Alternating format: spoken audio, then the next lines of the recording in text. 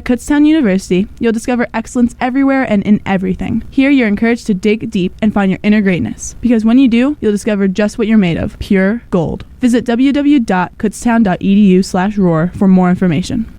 Welcome to Emmy Knows, the Monday afternoon KU radio show that interviews campus people of interest. And now, your host, Emmeline, here on the radio voice of Kutztown University, KUR. You're listening to the radio voice of Kutztown University, KUR. I'm Emmeline, and this is Emmy Knows, a weekly get-to-know-you featuring the people who help make KU great.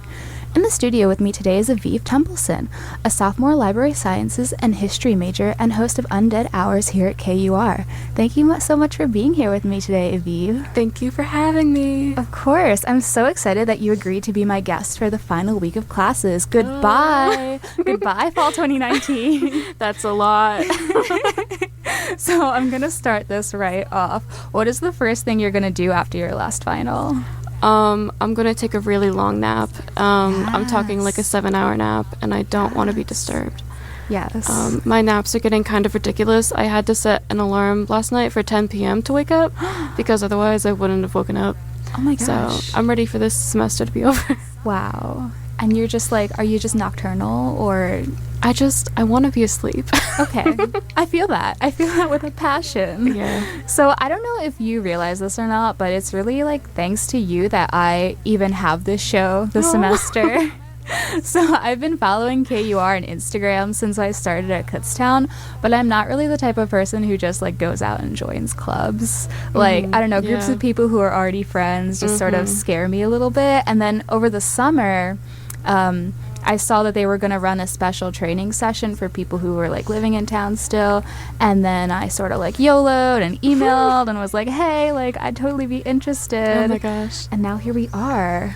That and like is wild. Yeah, from what I understand, that session like happened because you were interested in joining KUR. Yeah, I heard about it from a friend, and I didn't even know that KUR was a thing, but I was like, oh, that's really sick. Maybe I can like do something with that because I really like to play music, and it seemed like a really cool club. So I emailed him, and he's like, yeah, we can do it. And then I met you, and I was very intimidated by you. What? I don't know, you seemed really cool. Oh my gosh. But I'm glad that we're friends because, yeah, I would have been like totally like... That is so funny. It's wild. I mean, I feel like we were both very like shy and awkward. Yeah. And then like I went to England, so I was just sort of like, bye. You did. And then we came back and we had that like session with Kutztown Live, and we just sort of like stand there awkwardly and and then like you helped me get my first guest because it was someone from where your mom works. Yeah, Safe Works. Yes, and now here we are. Crazy. We're like veteran KUR members. Oh my gosh, we are though. We're like grandpas. It feels so weird recording this with you because I feel like we should be with like Regs over the summer. Like, where is he? He didn't even stay long enough to like say hi to us. For shame. So I'm wondering, you said that you heard from a friend and you liked playing music. So is that why you decided to join KUR? Yeah, I am a commuter, and so I've never really been that involved on campus. So I wanted to try and find ways to get more involved, and I felt like this would be like a really cool opportunity, and also like learning like the technical side of music. I just started like trying to learn how to play instruments over the summer, and that was a lot of fun. So I wanted to sort of throw myself into it and try to get a feel for things like operating boards and like I don't know, having like a personality for entertainment. Ooh. I don't know. So yeah, I was really happy when Regs was like, let's do this, and then when you were there too, because I was just like, hey, what's up? A blessing, a true blessing. So your show is called Undead Hours. How did you pick that name for your show? I don't really know how it came to me, but I just was like, I thought it'd be like edgy but in a funny way, but also just like the tagline is the radio show for vampires and their anemic brothers in arms. So it's like, you know, it's jokey, but it's also like, let's have a fun time at 8 p.m. on a Tuesday. Turn up. Well, I mean, Truly. You're always playing that Kesha song. TikTok. Oh my god, I did it twice. Listen. It's TikTok, it's one of the best songs to come out of 2010. I know people are making their like best of like the 2010s lists, and I'm really offended that like TikTok is not at the top of like every list. I'm really offended. I've got to be honest. But that's usually like an outlier. Like I'll do like a fun song, like Metro Station, Shake It, or like Veronica's Untouched, as like a sort of like fun, like peppy kind of thing, because I think we could all use that. That's great. I mean, maybe we should do like a midnight countdown show where we just play Kesha. Wait, like, yes. This is Aviv's favorite song of the decade. The FCC rules, though, about playing the same artist, because FCC. I wanted to do an MCR October Halloween sort of show where I just played through Three Cheers for Sweet Revenge, because it's like the best album ever, and it's also a really good Halloween like mood setter. But I was then informed that that is illegal. Tragic. So just play it like every other hour TikTok leading up to midnight. Oh yes, like Ring the in 2020. The holiday special. Yeah, it's gonna be like that. I want to sneak in TikTok every hour. Okay, yes. I'm ready for it. We're playing TikTok during our hour. Please do. So how do you go about, now that we're talking a little bit about music, how do you go about choosing music for your show besides just like the upbeat sort of peppy song in the middle there? So I usually pull from these like weekly music playlists, or not weekly, monthly music playlists that I have on my Spotify account. And usually they all fit within like the same genre, but sometimes I do have more of a theme. Like I did a Halloween show, and that was a lot of fun. I did more like spooky, scary sorts of songs. I did, I guess it'd be 3 weeks ago, sort of like a more like gentle, relaxed, but still like based in rock hour, and that was a lot of fun because it was something a little bit different. It wasn't so like in your face. So I guess it just depends. I also want to do a show where I just play like Hebrew music just like one time. Okay, that's because cool. that's fun. Yeah. So what's been a standout moment this semester with KUR? And don't steal mine. I was about to. That's so mean. But it was. Okay, I'll let you have that. Well, like 2 weeks ago, there's this guy in my class, and I feel like he really encapsulated how we're all feeling at this point in the semester. He was asleep in our class in the back, and in the middle of someone's presentation, this guy goes, that guy doesn't go to our class. He's not part of this class. And then we all look at him, and he's like dead asleep. And then the person in front of him said, I tried to wake him up, but he said, like, leave me alone. I know I'm asleep, and then went back to sleep. We all like laughed, but it was also like, are you okay? This is a classroom. Your dorms are not very far away. So I thought that was funny. That's wild. So I guess we're going to talk about my standout moment. It was when we went to Pride in September, and it was like pouring down rain. It sure was. So they moved it inside the gym, but we were in the library, and we had to walk all the way across campus. And I think I made a comment about like us looking like drowned rats or something when we got there. Because we did. Yeah. And then they had this giant bouncy castle obstacle course that I was like, okay, we're going on this. We did. We were like soaking wet. Yeah. And I had pulled like a muscle in the back of my knee, and I didn't remember that until the person said, excited. I was fully prepared until the people operating it were like, okay, go. And then like I jumped in, and then I realized, oh wait, I'm not supposed to do this. So I was like stumbling around just trying to get out, but it was a lot of fun. And you did win. I did win, but I was also like laying on the ground panting afterwards. Like, I am truly a grandfather. I mean, fair. Oh man. So obviously I cannot let you get away without talking a little bit about library science. Because one of my roommates is also that major, but I feel like I don't really know that much about it. So, what does a day in the life of a library science major look like? People don't really know it's a major, and even in the field, people think of it as a graduate program. To have an undergraduate library science degree program thing is really rare, and it's not really common, so that's really cool that Kutztown stands out in that way. I am sort of like split between doing my library science and history classes because I'm a dual major. Because when you go to get your library science degree, you need to have like at least a master's in that, but they also want masters in like other topics. So it's going to be a little bit hectic.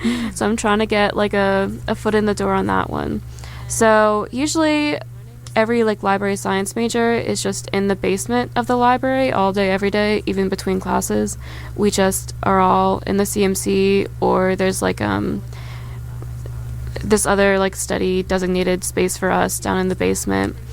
And that's all we do is we are in the basement. We take library science classes. A lot of us, including myself, are employed at the library, and that's really amazing. Everyone there is really nice. It looks good on a resume, and I feel like I'm like learning the skills and putting them to use, the ones that I've been taught in class, and I'm really liking it. I really, really enjoy my major, and I feel like I finally found my spot, which is hard to do in college. So thank you, Kutztown, for your unique library science degree. That's awesome. I did not realize that that's not a well-known like undergrad major. Yeah, I mean, no one knows what it is, because people usually go for something else and then they go to grad school and get the master's to get certified. So I guess this is sort of like a newer, not that new, but comparatively new for the field. So, and everyone is very like tight-knit. The professors are very, very kind, but also intelligent, and I feel like they really care about their profession. And there's a lot more that goes into library science than you might think. For instance, like libraries, yeah, it's about like checking out books and like helping people find whatever they need, like literary wise. But they also do early literacy programs for kids, and they do they help with like learning languages, or if you have questions about filing your taxes, or you want to learn more about how to do an online resume application or something like that, the librarians are trained to help you. And it's all free. Like, it's meant to better the community and bring it together. It's just like a really amazing, very helpful and needed service that I think people don't understand. That's awesome. So you mentioned working in the library. What is something that you've learned while working there? I don't want to get shady. Ooh. I have learned that certain people from certain majors don't like to respect the stacks, okay? Just like, you know, it's all of our shared curriculum materials. Please put them back gently. Put them on a cart so I can shelve them. Don't let them fall and leave them there, or like tear them apart, or just throw them around.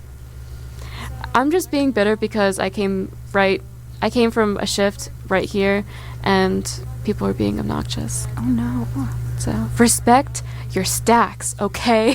That's very important. That's the new tagline for your want hours. So you were talking about, you know, a lot of stuff goes into library science, doing your taxes, helping learn languages, etc. What is something that you hope to do with your degree after you graduate?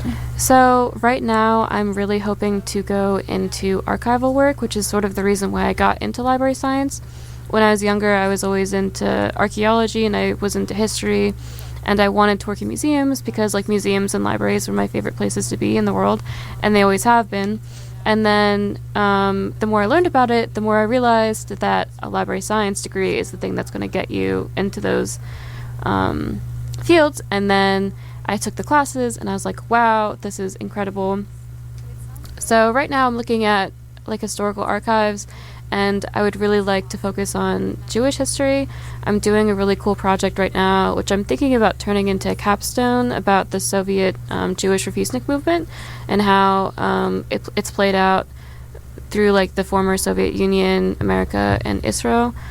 So yeah, I'm gonna figure things out, but yeah. I mean, that sounds really cool. I have to admit, I have no idea what that is, but it sounds very like intelligent. It sounds like you know what you want, and that's awesome. I mean, that's a really good deceitful thing on my part. So since it is the end of the semester, what is something you're looking forward to doing during winter break? Hanging out with me. I'll be here. Yes, of course, always. Yeah, I think probably spending time with friends who are coming back home. My sibling is going to grad school at Smith College, and they're doing an internship being placed in Boston right now. So they've been there since the summer.